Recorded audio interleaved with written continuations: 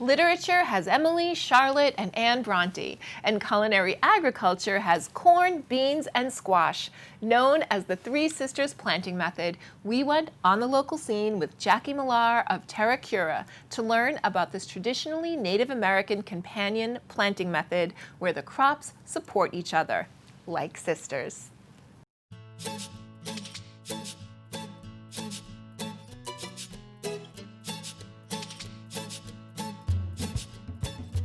Well, today we are doing something very special and very exciting, I think for the community, but also to me personally. We are going to be planting down here something we've had in the past and we haven't had for a while. It's called the Three Sisters Garden, and it's a great reflection of really the complex and superior technology that the Native American culture had when the Pilgrims first landed here in 1620.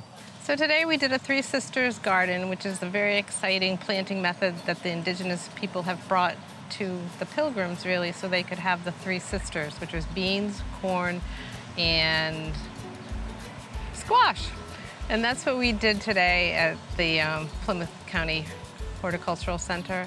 So we have a mound of dirt that we have installed, and that's next to the demonstration gardens that we had installed before that.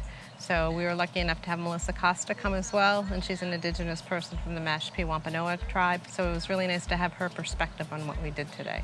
A story of the Three Sisters is really a story about working together, where the corn is grown first, and it is the support system for the beans. And the beans are actually going to be climbing up that stalk of the corn, where the squash will then protect the other two from soft pod animals. When we are planting today, we'll be planting in a mound. That mound actually represents a woman's pregnant belly giving life. And through that, you'll put the corn, beans, and squash all in that mound as a seed, and they'll grow together like a belly, like a baby. So permaculture, again, we work with nature. That's what's so important.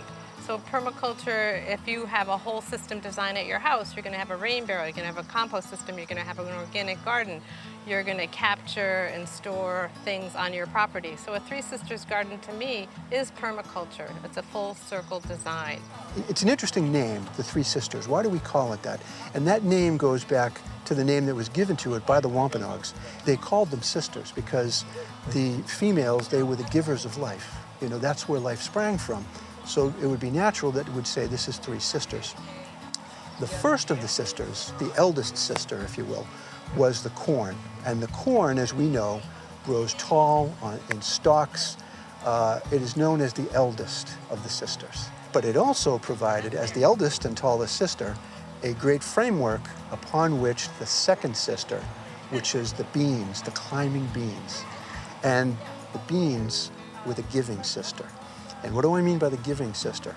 Well, the beans, as science tells us, would obtain nitrogen from the environment, which is necessary for the other plants as well as a fertilizer to grow.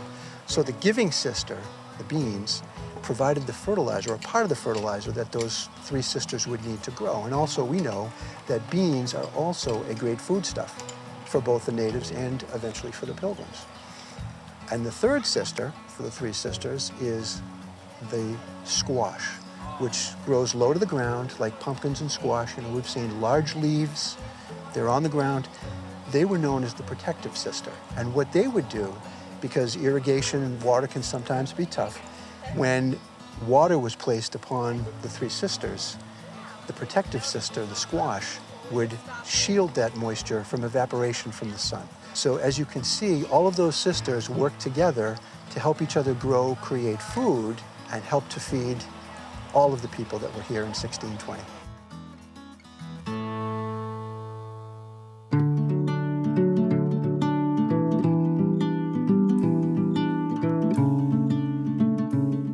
This method is being used today more often than not because people are starting to realize if you want to plant in a small space, like in a city, this is a perfect way to do so because you can put a lot of crops in one area. You're going to see this method also used because it can utilize a small space and it takes less water.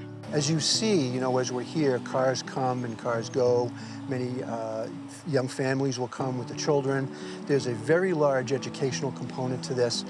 It's great for the kids to come and see, but I think most importantly is to see some of the food crops that we're growing here for use in the community. And I think, you know, although the kids may not understand where that food is going, they do know that much of that food is consumed by them. And I think it's important for all of us, not just the kids, but it's starting young is really great for kids to understand that when they're sitting at home, those green beans that they get don't grow in a can. They come from a plant somewhere, and someone has to plant and nurture that. And the understanding that comes from where their food comes from, I think, is a great lesson, not just in science and in food, but in life. And it's a wonderful thing that we're able to provide here at the farm.